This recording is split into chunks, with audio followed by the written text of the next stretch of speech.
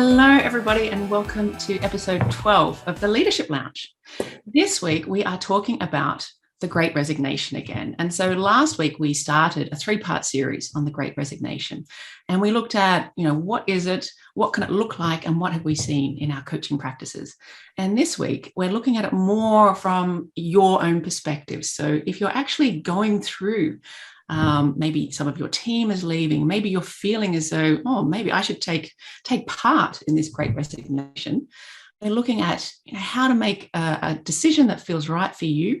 And if you go or if you stay or if you just pull out of the industry altogether, how you can make a decision that really resonates with you and that you feel comfortable with. So things that you should be keeping in mind in terms of self-leadership this week. So first up, it's the great decision time. Should I stay or should I go? So making decisions can be difficult. There's a lot of noise at the moment. There is so much fear of missing out. We see our friends, working from home 4 days a week, and we only get 2 days a week. And we've got other companies that are offering Coca-Cola and Kit Kats for free in the kitchen. And, there's all these other things that seem to be enticing other people away, and they're all getting more money and they're all super happy and the grass is greener, etc. So we do have a fear of making the wrong decision or missing out and staying in a place that, maybe we're okay, but we're not super happy. So how do we make a decision whether to stay or go or just drop out completely that feels right to us? I mean, at a general level, it's very much making a decision that feels right logically and emotionally and intuitively. And if one of those three corners of the triangle doesn't line up, then you will feel it. And the most interesting thing is to really explore what makes us feel that way. Why is there this dissonance? And very generally, it's not just because, I want to work from home full time and that's it. There are often very many other reasons kind of hiding behind that. And it's definitely worthwhile to explore what those true reasons are. And a lot of the time it comes down to our values. And I talked about this a little bit in number 11 in the Leadership Lounge. And usually, if we aren't really aware of what our really key values are and we don't follow them, then again, we'll feel a type of dissonance. So maybe, you love the idea of working from home because, you can see your family a lot more, and family is high up on your priorities as values. And, that's important, but perhaps, your self-care is also really important. And maybe that's a nudge higher on your list. So that commute home that you used to have to do, that was kind of your me time, my self-care time. And so you could come home and be present and really enjoy your time with your family.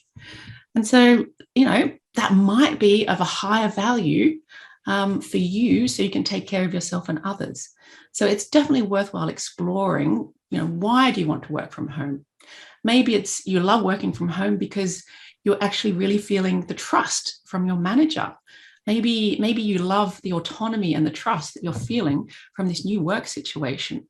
And, maybe you didn't get that so much in the office. Maybe you had a very micromanaging manager, and now you're feeling a level of trust that, you were really seeking because that's one of your key values. I know that's one of my key values. I discovered that hard way. So it's really interesting to explore, why is this working for us? And so before we move to another company, it's really important to say, okay, this other company, yes, I can work remotely and I get an extra 5,000 euros a year, but is that really what's important to me? Is that actually going to make me happy? Or are there other things? Is it really important to me actually that I have autonomy and trust and connection with my colleagues? Is that actually more important than this extra 5,000? So another situation might be if you choose to stay. And there's nothing wrong with that. You're not missing out on something amazing. This is a fundamental correction in the market. And so, there's nothing wrong with staying where you are. But, I would encourage you to make a decision and stick with it. Know why you've made it. Make the right decision for you. And so there's different ways you can look at your decision if you choose to stay. You can be, okay, I just can't, I'm just going to stay and suck it up and see what happens. You can move on to anger and resentment and envy of other people who are doing all these things and you're stuck here. You can look at it like, okay, let's get this going. Fine, it's not great, but could be worse. You could look at it from a lens of helping other people, because that's what you love to do as well. So helping others helps you. Or you could look at it as an opportunity. What is the opportunity here of staying in this organization? And, where your focus goes, your energy flows. So look at it that way and, try to see an opportunity in what you're doing and where you're staying. So Sophia, we were talking earlier about self-leadership. So whether you stay or whether you go or whatever happens, you have the power to make your life good. So I'm really curious about this. Do you want to say some more? Yeah. So, exactly what you're saying here, that no matter what you do, to realize you are taking a decision. So even staying and remaining sort of say passive, that is also a decision. And I think it empowers you to realize that it is a decision, and it's not that you are just being, going with the flow and putting yourself in the victim mode. You are actually taking a decision. So to say that also to yourself, like, my decision is to stay, and maybe I'm waiting for something to happen, but also to decide, what are you actually waiting for? So yeah, definitely the decision taking there is important. So whether you decide to stay or leave, if you decide to stay, then it's so important that you intentionally start to lead yourself. But you can also lead your colleagues and your boss. And by leading, I mean really having an influence on them. So of course, having a positive influence on them, to really connect with them. And through your communication, you start to influence them. And do that in the way you want things to go. So you might stay. And I think that most people, even when we are kind of happy at work, there are always things that we would like to see improved, right? But during this big resignation, there have been many reasons why people are leaving. So it has been COVID times, working from home, whatnot. The perspective of work has changed a lot. So all those things that people have in general been complaining about during these times are those things that you as an individual can influence. Oftentimes we think that me as an individual, I can't change that, or I am not a manager, so I can't change that. We put ourselves in the victim mode, or at least we put ourselves in the mode that I can't do anything about this, so I'm just gonna lean backwards and let things happen. Well, things are going to happen, and you're gonna have zero influence if you have that attitude. But if you really go in with an intention that you also want to be part of the change, if you want things to improve, then you can, by setting the right intention, influencing yourself, your colleagues, and your manager. And it's during those most difficult times, I would say, that, so working from home, COVID, a lot of people have, the fears have been really coming up. You see new sides of your colleagues and manager, new good sides as well. But I think that the fears have really been more exposed during these times. It's now that you have this great opportunity to stand out by showing that you can lead yourself and other people, no matter what your title is, because your title is not important at all. Managers are not necessarily leaders, and leaders do not have to be managers. And it's during adversity and crisis, if you step up, then people will notice it and the reward will come. But now some people will say, oh, but I did that. I really made an effort. I really stepped in once and nobody was rewarding me. Well, okay, maybe that could definitely be true, that your manager or management didn't reward you. They took you for granted. But there were people that noticed it. And maybe they noticed it as persons, but they couldn't reward you in terms of money or any other tangible rewards, but they saw it. And the payback will come, the reward will come, but maybe not immediately, maybe not as the bonus as you expected. And the alternative of not stepping up is to, not stepping up. So really just let things happen to you. Don't be that person. Really step up and be the one who can really lead yourself and others through crisis, difficult times, through fear, because it will also make you feel, it will empower you.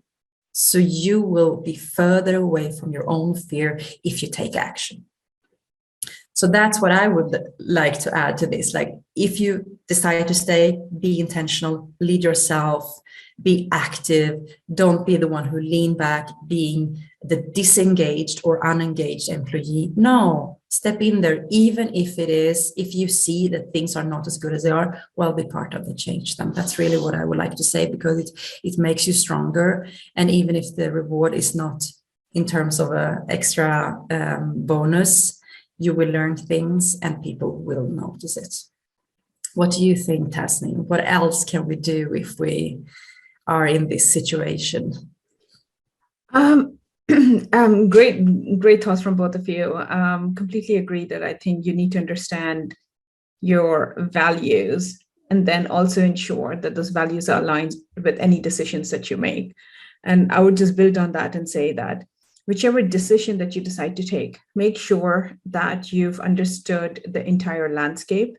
And a lot of times when you're confused, and a lot of people who've gone through this mindset of, I'm not sure if this is it for me, you're disengaged from work and you're trying to sort that out.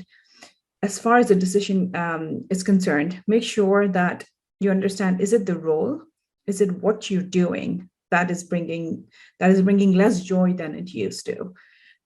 Is it the culture or the environment?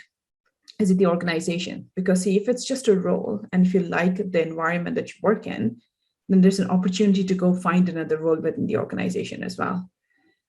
And then the bigger question, is it the industry? Is it what you've been doing for 3, 5, 15, 20 years, right? Is it something that you want to move away from? People consciously choose to step away from the industry that they've been part of, but continue to do what they like. There are all sorts of decisions that you'll have to make, and make sure that you've explored all the avenues rather than thinking whether it's just my manager who I don't get along with, or I don't agree with the culture, or what I do is not like, it's never just one thing. They're all interlinked, and make sure that once you understand what the issue is, then you can decide what to do about it.